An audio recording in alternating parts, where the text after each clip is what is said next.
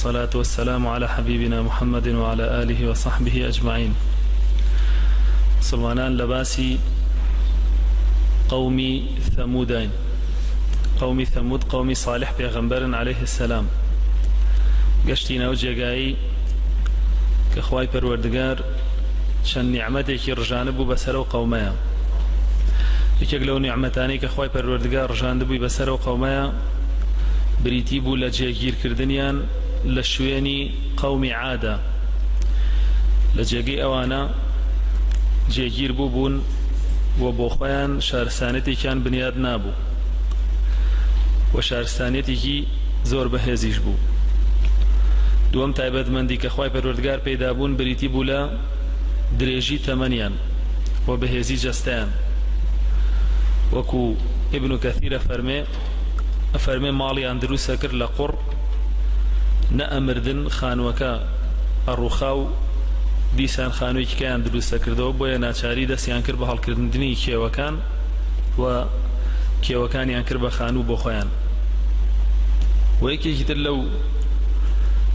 تایبەتمەندیانەی کە خوای پەروەردگار پێی بەخشی بوون بریتی بوو لەوەی ماوەیەکی زۆر بوو خاوەنی دەوڵەتی خۆیان بوون و خاوەنی دەسەڵاتی خۆیان بوون، چۆن خوای پەروەردگارە فەرمێ وەستەعمەڕەکم فیها، لەسەر ئەو جێگەی کە نیشتەجێن ئاوەدانیەکی باش و وەمانەوەیەکی زۆری پێبەخشی بوون و لە هەموو ترس و خەفەتێکیش ئامین بوون. ئەمەش تایبەتمەندیی ترە کە خوای پەروەردگار پێی بەخشی بوون، هیچ خەم و خەفەت و ترسێکیان لەسەر نەبوو لەبەرەوەی بەهێزترین دەسەڵاتی ئەو سەردەمە بوون. بۆیە خوای پەروەردگار لەبارەیانەوە فەرمێ ئەتوتڕەکوونە فیها هونا ئامینین،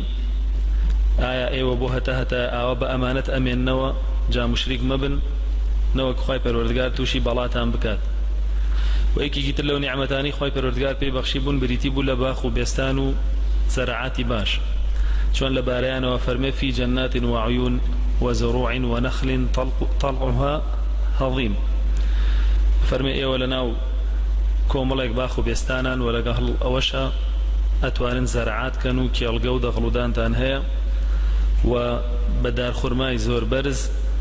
کە خورمای باشی ژەگرێ خوای پەروەردگار نیعمەتی بەسەرا ڕژانون. و یەکێکی تر لەو نیعمەتانە بریتێ لە نیعمەتی معجیزە، معجیزەی وشترەکە کاتێک کە لە بەردێک بۆیان هێنێتە دەرەوە بۆی ئیمان بێنن، کە ئەمەش یەکێکە لە معجیزە گەورەکان، چونکە ئەگەر ئەوە وایان لێ نەکا ببنە خاوەنی ئیمانی تر هیچ شتێک وایان لێ ناکا کە ببنە خاوەنی ئیمان. و گەورەترین نیعمەت کە خوای پەروەردگار پێی بەخشی بوون بریتی بوو لە ناردنی صالح بۆ لایەن کە پێغەمبەریان بێ و دینیان فێر بکات، چونکە نیعمەتی دین گەورەترین نیعمەتە. بەم شێوە لەو هەموو ناز و نیعمەتەیە بوونە ژیان و لەگەڵ ئەوەشە کافر و بێدین بوون و دژایەتی دینی خواشیانە کرد. خوای پەروەردگار صالحی نارد بۆ لایەن بۆی فێری یەکتاپەرستیان بکە و وازیان پێ لێ بێنێ لە تاغوت پەرستی. بۆیە کاتێک کە قیسەکەیان باسەکە ئەفەرمێ وإلى ثمود أخاهم صالحا قال اعبدوا الله ما لكم من إله غيره، پێی فەرموون تەنها ئەڵڵا بپەرستن، هیچ پەرستراوێکتان نییە جگە لە ئەڵڵا کە شایانی پەرستن بێ بیپەرستن. لەم خیتابەی خوای پەروەردگارە کە باسی قەومی صالحەکە کۆمەڵێک خاڵ هەیە. یەکەمیانەوەیە کە خوای پەروەردگارە فەرمێ وإلى أخاهم صالحا، بۆیە سلمانی فارسیە فەرمێ کە خوای پەروەردگار فەرموویەتی ئەخاهم صالحا یعنی بەنەسەب برایان بووە، یعنی هەم قەومی بوون و هەم برایشی بوون، ئیگنا برای دینی نەبوون چونکە ئەم مسلمان بۆ ئەوان کافر بوون. و یەکەم وشە کە لە دەمی صالح هاتە دەرەوە ڕێزلێنان بوو لە گەلەکەی خۆی بە یا قەومی دەسی پێکرد، کە ئەمەش بریتیە لە بەکارهێنانی نەرمونیانی لە بانکردنی خەڵکیا بۆ لای دینی خوای پەروەردگار. خۆی جیانە کردەوە لەوان، فەرمووی یا قەومی، پاشان فەرمووی اعبدوا الله، فەرمووی پەرستنی ئەڵڵا بکەن، ئەڵڵا بپەرستن، نەوتومەوەرن من بپەرستن و نەوتومەوەرن شوێن فڵانە کەس بکەون یان فیسارە کەس کەون، تەنها ئەڵڵا بپەرستن. جاوە أبي ويستي هر كسيك بي كخلق بانكا بولاي خواي پروردگار پرستني خواي پروردگار باشان فرمي ما لكم من إله غيره زانانا فرمون كوتيتي هيج پرستراوێک نییە شایانی پەرستن بێ بیپەرستن جگە ئەڵڵان لە ئەڵڵا نەبێ فەرمێ بەسیەوە بۆ کە لە ناو قەومی ثەموودا چەند بتێک هەبوو و پەرستراون بۆیە فەرموویەتی ئەو بتانە پەرستنیان بەتاڵە و وازی لێ بێن و تەنها ئەڵڵا بپەرستن ئەمەی ساڵح داوای کرد هەر ئەوەیە کە هەموو پێغەمبەرێک داوای کردووە لە قەومەکەی و هەر ئەوەشە کە لە ئێمەش داوا کراوە ئێمەش ئەڵڵا بپەرستین بەتەنها و دور كوينو لبرستني طاغوت كخواي پروردگار فرمي ولقد بعثنا في كل أمة رسولا أن اعبدوا الله واجتنبوا الطاغوت فرمي بهم أمتك پیغمبرك ما ناردوا كفيريان بكن وبيان راب جينن كالله بپرستنو دور كونو لطاغوت برستني خواي پروردگار ببي اجتناب طاغوت نابي تاوكو لطاغوت دور نكويتو وخوتي ليبي برينكي برسنا كانت لي ورناجري ابن قيم الجوزي لإعلام المعوقين فرمي طاغوتا كان بينج دانا أفرمي سرقوري همو طاغوتا كان بينج دانا يكميان إبليس لعنتي خواي ليبي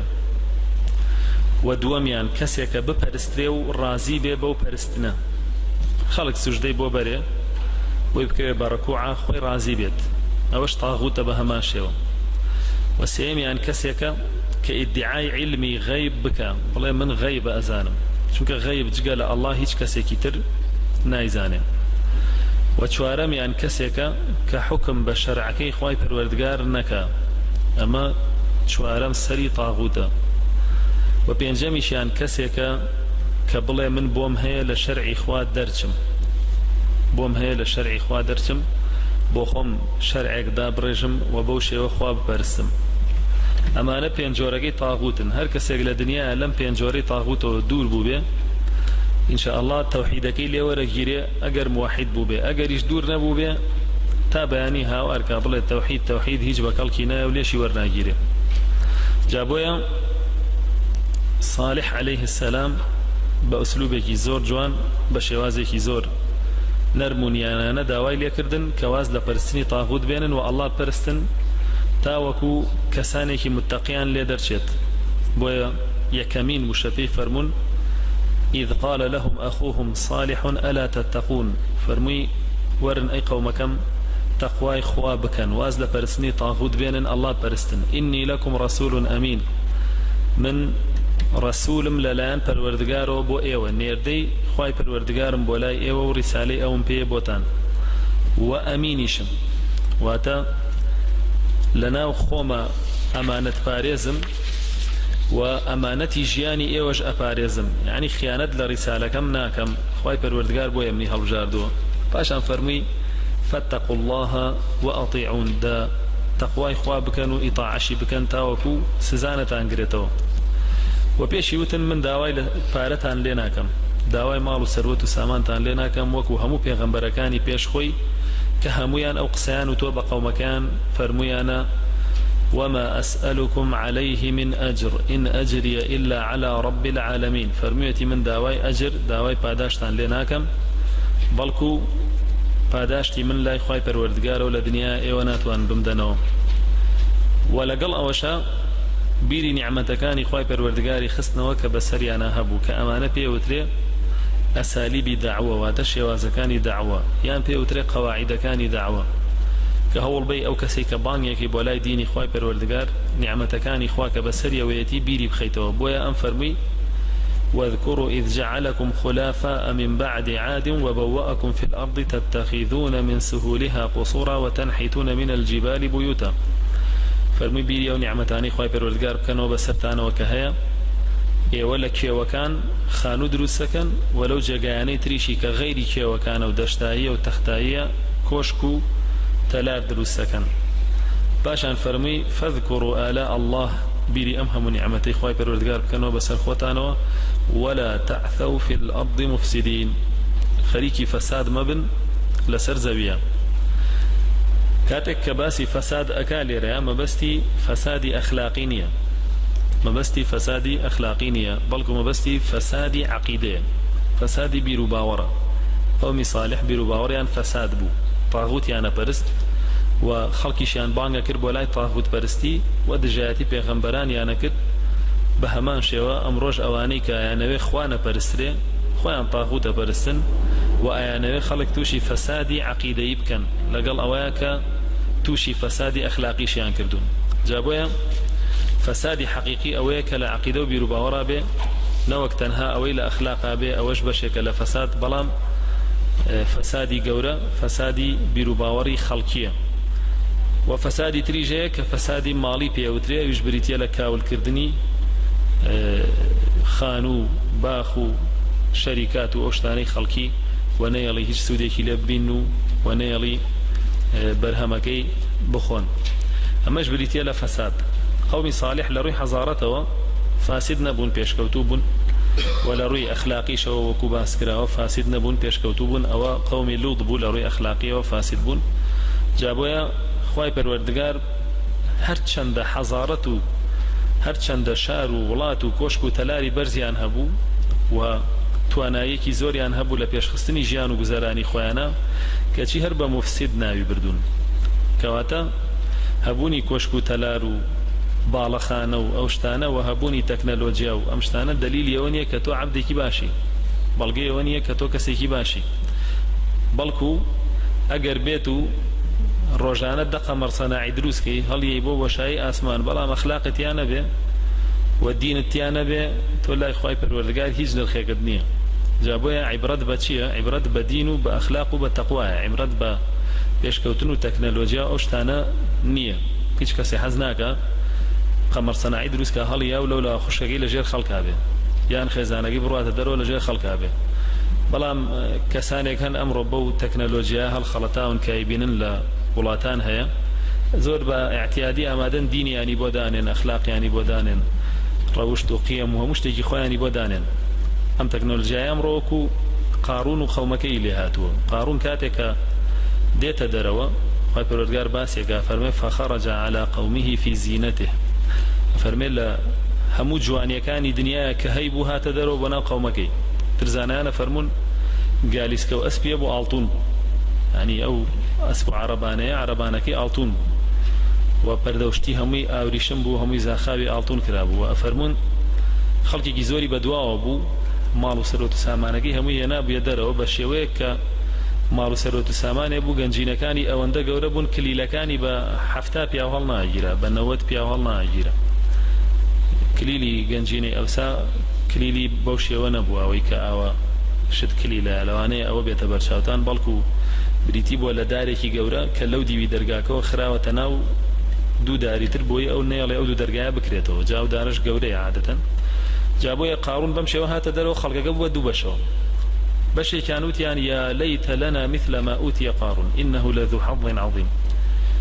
وتیان ئای خۆزگەی ئێمەش وەکو قاڕون خاوەنی ماڵ و سەرۆت و سامانە بووین خاوەنی هێز و دەسەڵاتە بووین خاوەنی تەکنەلۆجیا بووین بۆیە دینەکەیان فرۆشت بە دنیاکەیان ئەمە بەشێکیان بوو بەشێکی کەشیان وتیان وەیلەکم ثواب الله خير لمن آمن وعمل صالحا وتیان وا مەڵێن وەرە وریای خۆتان بن هەڵمە خەڵەتێن بەم ماڵی دنیایە و بەم دنیایە چونکە کە تۆ مردی چوویتە قەبرەکەتەوە خوای پەروەردگار پێت ناڵێ تۆ چەند قەمەر سەناعی دروست کرد و تۆ چەند بیناکە و بەرز بوو تۆ چەند تایارەت دروست کرد و تۆ چەند ساروخە دروست کرد خوای پەروەردگار پێتە فەرمێ من ڕەبوک وما دینوک وما نەبیوک ئەو سێ پرسیارەت لێکە جا بۆیە چەند هەبێت لە دنیایە هیچ بەکەڵکت نایە بەڵکو هەر جوابی و سێ پرسیارە بەکەڵکت دێ و ئەوەشی لە دنیا دینی واز لێ هێناوە بۆ کۆمەڵێک پێشکەوتن و تەقەدومی خەڵک و پێی غەڕا بووە وەکو قەومەی قاڕوونی لێ هاتووە گوێی نایەوەتە ثەوابی خوا بەڵکو هەڵخەڵەتاوە بەوە و لە ئاخریشا کە ئەبینن بە دیار خۆیانەوە قاڕوون ڕۆئەچێ بە ناخی زەویە بۆ خۆیان ئەڵێن ويكأن الله يبسط الرزق لمن يشاء ويقدر لولا أن من الله علينا لخسف بنا بەشیمانە بنەوە کە بینن قاڕوون بە خۆی و ماڵ و سەرۆت و سامانەکەیەوە بۆ تەکەبوری کە هەیەی ڕۆژێ بە ناقی زەویە ئەڵێن خوای پەروەردگار بیەوێ ڕزق و دەسەڵات بە هەر کەسێک با پێی ئەدا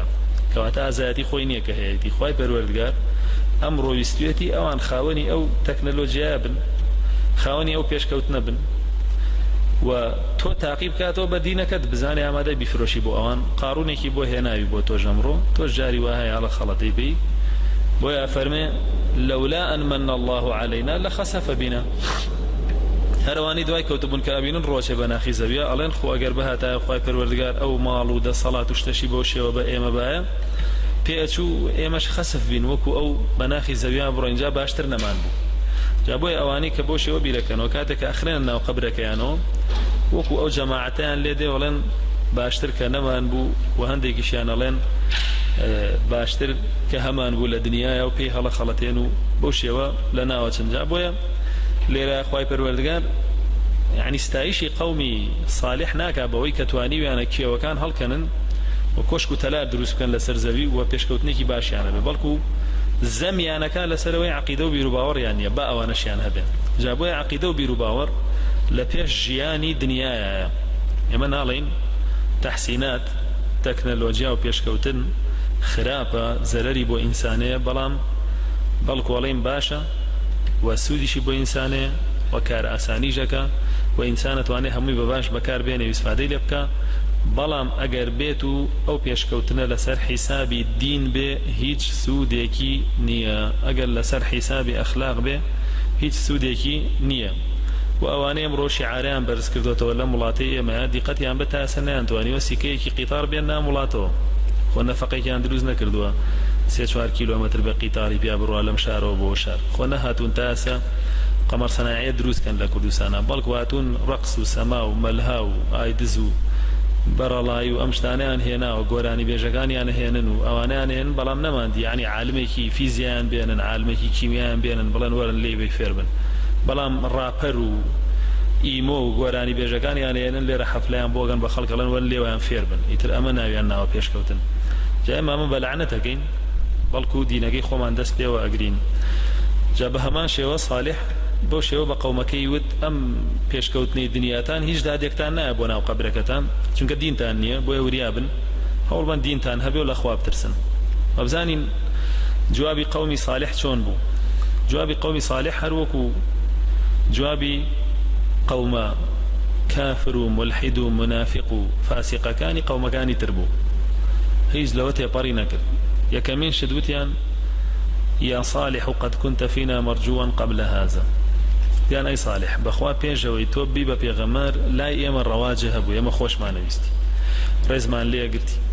احترامت هبو لنا معنا بويا لدورة كو بينا وبدم راسي خومان ما نزانيت بعاقل ما نزانيت ولان بخوا سيتر وانا معي لبروي بويته تدين دار احترامت نما ورزت نما يتر بخوا اما توبتي الورسة زانين ما دام يتر لمر ريش داناو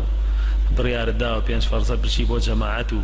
و بڕیار داوە گوێ لە حرام نەگری و بە دەم حرام نەڵیت و بە چاویش حرام نەکەی بەخوای تر تۆ ڕەواجە نەما لەگەڵ ئێمەیە ئەوە وشک بوویت و بوویتە متەطەریف و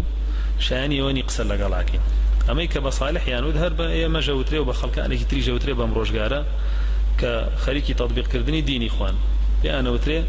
بەخوا وشک بوویت و بە کەڵک نەماوی و مادامی تر بوویتەتە کەسێکی باش و عیبادەتەکەی دووەمین شت بيانود أتنهانا أن نعبد ما يعبد آباؤنا وإننا لفي شك مما تدعوننا إليه مريب وتيان أوا توبول رشكي باو باپیران لا داوا بوچی نای وکو باو باپیران من گورانی بلیتو وکو باو باپیران من خەریکی ڕابواردنی دنیا بیت و دینداریەکەیت و ئەتەوێ ئێمەش وەکو خۆلێگەی وەکو خۆ وشکمان کەیتەوە وەکو خۆ فێری دینمان کەیت و متەطەریفمان کەی وەکو خۆت جا بۆیە ئەمەی تۆ هێناوتە ئەم دینەی کە بانگمانەکەی بۆ لای ئێمە گوێی پێ نادەین و دواشی ناکەوین و پڕە شتێکی گوماناویە بەلای ئێمەوەیە بۆیە ئەبۆ شێوە دووەم تاوانیاندایە پاڵ صالحیش عليه السلام ناچار دیفاع لە خۆیەکە بۆیە ڕوەکاتە قەومەکەی و فەرمێ قال يا قوم أرأيتم إن كنت على بينة من ربي وآتاني منه رحمة فمن ينصرني من الله إن عصيته فما تزيدونني غير تخسير جوابك زور اعتيادي دانو كدم كتي كردن فرمي أي قومكم ايوه جوان أزانن من لأن أوتانا كسيه رازقوبو قدروم نكردو ويسجم شتي هناوما لەلایەن خوای پەروەردگارەوە هێناومە ئێوە ئەبینن کە من ئەوم لەلایەن خوای پەروەردگارەوە هێناوە وأجبينن أم ديني كمن هنا ومن رحمة بوتان رحمتك أخوي پروردگار بمني داو بأيوي بقينم وآتاني منه رحمة ديگر بيتو منم رحمة الرتكمو وازلم دين بينمو دسكم بفساد وكو ايوه فمن ينصرني من الله إن عصيته كي هي بشتم بقري وسرم بخا أجر خواي پروردگار بيوي لناوم برين أجر خواي پروردگار بيوي سزام با كي هي رزقار مكا لسزاكي فما تزيدونني غير تخسير بويا ايوه ناتوانن بهيت شيويق لسزاي خواي پروردگار رزقار مكان بلكو سزاكشم زيادره كان لسر جوابكي زور بهيزو زور آشكرا وروني دانو فرمي ورن ايوه زمان بكن لا خواي پروردگار ك نيغرن هيچم ليكا او كاد مني جواز دينا كما هنا جابوا يجرنو يكيق لوالي كاني عراق ناماني ربو والي كوفة عليت بروتشي نوي بيغمري صلى الله عليه وسلم اواني كماونة ولا نوي حسن وحسين لناوي عن برا ونفي عن كدوري عن خرو ام والي هلا سيتشب ولا حسني بصري على خليفة امريكي واي بيكردو خليفة شكي حجاج يوسفي ثقفية على امريكي واي بيكردوم آية جيب جيكم حسني بصري قسيكي بيالي كواي ليك امرك جيب جينك على اگر او كاربكي حجاج ناتواني لدستي خوارزقارك اگر او كاربكي حجاج ناتواني لدستي خوارزقارك يعني توشي سزاهر بي سزادة دا وفرمي اگر بيت وازي لبيني نيكي خوات وانا لحجاج رزقارك يعني صالح تقريبا او قسي بيوتون حسني بصري يعني امتي قرشني كلم آتي ورقرتوا الله اگر بيتو من كافر بموكو ايوات وان لخوارزقارم كان نخيا اگر بيتو مسلمان بي دواي دينكي خواي پروردگار كبه بقسي اوان نكا خوات وانا لوان رزقاري كايانا اتواني رزقاري كا جابويا او جوابي دانو تقريبا واي ليا كردن كبتشنو بخوايانا اگر راست كانوا بيانا شوين حق بكون او كاد بويان دارك بيكا ام لسر حقا يا لسر حقنية فاشان ديني بن رحمنا وبرت فرمي من رحمته وكوشون خواي پروردگار بپیغمبر فرمي عليه الصلاة والسلام وما أرسلناك إلا رحمة للعالمين بلغيوه دين كان لها مسردم كان رحمة بن بو خلقي رحمة بن بو عقيدة وعقليان رحمة بن بو جستان رحمة بن بو ماليان رحمة بن بو همشتكان أما نيش بهمان شوا دمراستي كافركان يان هيو وسرقوران هيو وسركردایەتیان هەیە و بە هەمان شێوە مەکتەبی سیاسیان هەیە و شتێکیان هەیە کۆ بنەوەتیایە و سەرگەورەکەیان دەسەکا بە قسەکردن ئەڵێ لە بەیانیەوە ئیتر ئەمە بە صالح بڵێن أبشرا منا واحدا نتبعه إنا إذا لفي ضلال وسعر ألقي عليه الذكر من بيننا بل هو كذاب أشير راس خود تاوان يدنا بال وهول دنا شريني بكن ألين أي صالح دم راسي كافرقان رسيت ولا أي صالح تو يك بشري يك كسي آية إما دواي توب كوين كي كسي إما هوزكين إما حزب يزلو زلامين شون بدواي توب كوين آية بس دواي توب كوين ويتر وازل بيرو بروجرام ومنهج وبيرو باوري خومان بينين أجر وابكين بخواي تريما قمراين أو كاتا إما قمراين فاشانوتيان ألقي الذكر عليه من بيننا أخوي پروردگار كسي دزنك وتونا بدينه بيد بلو ولا بربو خلقي بقينا أخوي پروردگار توي هلبجار لنا هم بياو برزها نامي خوي بنيري بياتا بهمان شيوا أما بپیغمبر جوترا صلى الله عليه وسلم وبهر كسي كيش كايوه دين فيري خلقي بكا أو تريتوا وكو چون جولك كان بطالوت يانوت أن له الملك علينا ونحن أحق بالملك منه ولم يؤت سعة من المال وتيان شون إما مال وثروت وسامان مان هي إما بصلات مان هي إما بلو باي مان هي إما خلق مان ناس مهمين شون دواي طالوت بكوين لكاتك أو أواني هيجي نية أو أوشتاني نية بلام بيريان شو توا دين وعلمي ديني همشتكا أو يوي هبي وهمشتكية وشي نبي تشتكينية بهمان شو أما يفتيان خوي پروردگار کسی دز نکو دینکی خوی پیا بنیره تو نبی ئەم هەموو پیاوە بەڕێزەمان هەیە دەوڵەمەند و سەریان زلە و ورگیان زلە و ماڵەکانیان گەورەیە و خەڵکێکی زۆر ڕێزیان ئەگرێ و کۆیلایەتیان بۆکە و معاشی بەردەستیان نەخوا و کاکە با بۆ یەکێ لەو سەرە زلانەی ئێمەی بنادایە کە چەند ساڵە لەسەر درۆگردن لەسەر و میلەتە ئەژیت و ورگی زل کردووە و سەری زل کردووە دەبایە بۆ یەکێکی لەوان بناردایە ئەمە جوابی قەومەکەی بووتیان ئەمە بەڵگەی ئەوەیە کە بۆ ئێمە نەهاتووە و بۆ ئەم سەرزلانە نەهاتووە بەڵگەی ئەوەیە کە تۆ درۆزنی بەل هو کەذاب ئەشر بەڵگەی ئەوەیە کە ئەمە درۆزنە و شەڕی شێوێ بۆ ئێمە و خراپەیەوێ بۆ ئێمە جا لەبەرەوە با دوای نەکەوین بە هەمان شێوە ئەمڕۆ عینە شت بە شوێنکەوتەی پێغەمبەرانە وترێ ناڕەحەتیەکەن لە شوێنانە بەگیریێنن باشە تۆ چیتەوێت تۆ چیت تاوا بکەیت و تۆ چیت تاوا بکەیت و بە ئەم مەسەلەی تۆ چیت و من چیت ئەمە دینی خۆیە دینی خوا هەموو شتێکە ئیترەگە مناڵێ بۆ بێنێ دینی خوا هەموو شتێکە تۆ ناچاری چۆک دابێ وەریگری لێ ئەگەر واژ ناکەی تەکەبورەکەی ئیترە خوایە کرد کەس عەبدێکی حەبەشی بۆ هێنای عەبدێکی حەبەشی بۆت بێنە پێغەمبەر صلی الله علیه و سلم بۆ هەموو سەحابەی وتی گوێ بگرن لە فەرمان ڕەواکەتان ئەگەر عەبدێکی حەبەشیش بوو مادام بە دینەکەی خوا کارتان پێکا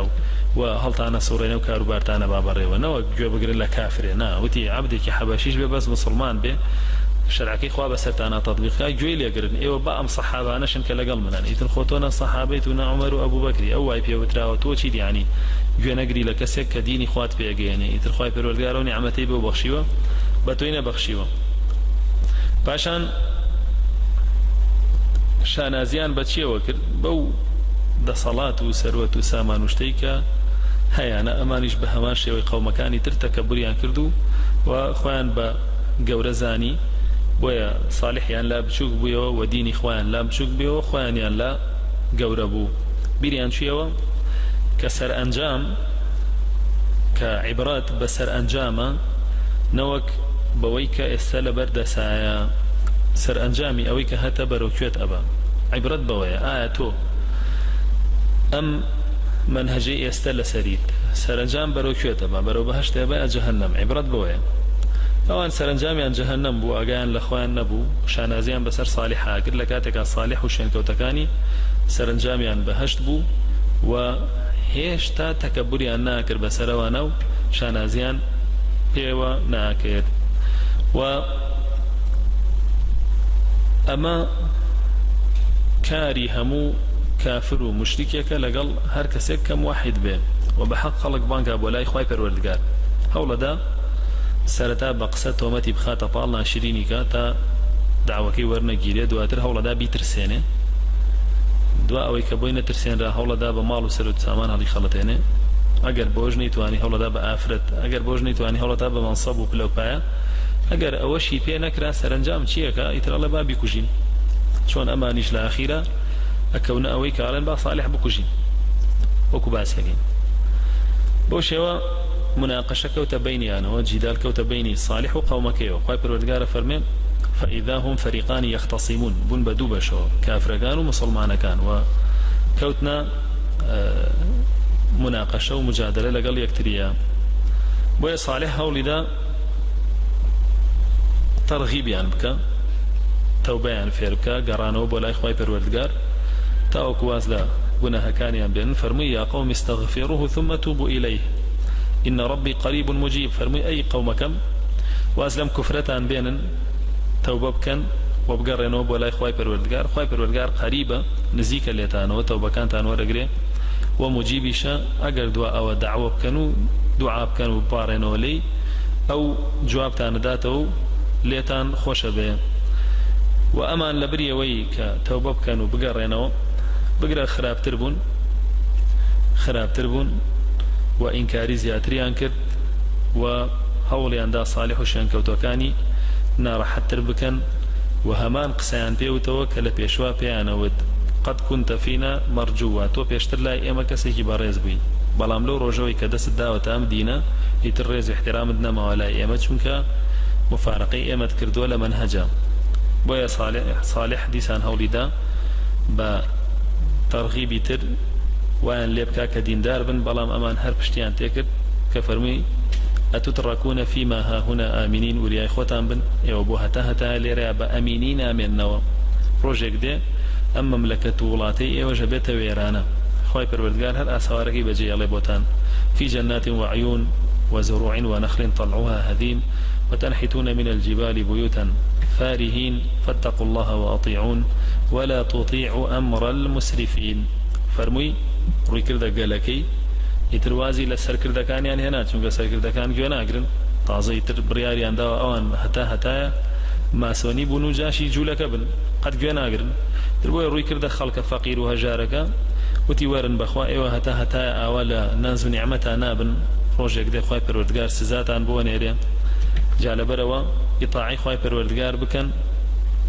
إطاعي مسرف كان مكان واتا إطاعي أو سر كرده جيلو بيدينو بإيمانانا مكان بلكو ورن إطاعي خواهي پروردگاري خوتان بكن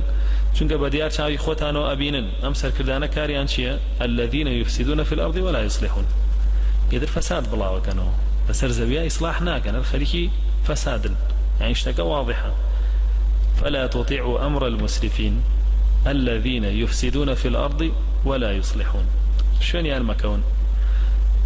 چونك أمان فساد بلاوة كان ولا سرزوي إصلاحنا كان أيدر بچاي خوتي بيني كابرا ملها كاتو باركاتو مساجكاتو يتر سيركي لم لا زخت خات سرو شيناني كدين داريتيا وخلقي مسلمانيتيا اي انغري ونارحتي انا ايتر تو اما خوتي بيني خو كراي دانا درتاكي داني شهر بدواي امانه وابي وبتماي بدو سر مقلاد لمزغوتا رزقارت به بويا ابام شوي بقومكي و توي لهاد كوملق لقومكي دواي كوتن وك مسرف بيدينا كان جزانيان كومل لقومكي دواي كوتون جويل يقرن هولي عندا بو دا صلاة إعلامية هي أنا ناشريني كان بو يوتيان صالح ساحرة قالوا إنما أنت من المسحرين وتيان تو ساحري بخوا سحر لم خلق داما أو فقيرة كردوا هل خلطانون وأولي كردون دوات كون يستج عينا شد يعني سيركي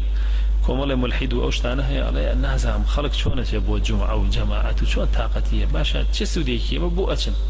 يدر جمعة كان سرواني كإمامتي بو خلقية كان وخلق بلا ديني خوابان كان بهموش هولين سوكي كان بيان ناكري دو أترلن كرة أما هموي خرافيات وجادو سحر وأوشتانه وخلقان الخلطان والأخواني أنكو كردوتو بويا بكم سيريانا كان بوشيوا صالح يشبه ماشي وكديان كومالي خلق دواي كودو أما أخوة أما الساحرة بويا توانيتي أم خلقانا شوين خويبكا يقنا بوشي لو بيش شتي واينا كردو كاس دواينا كو طبعا دين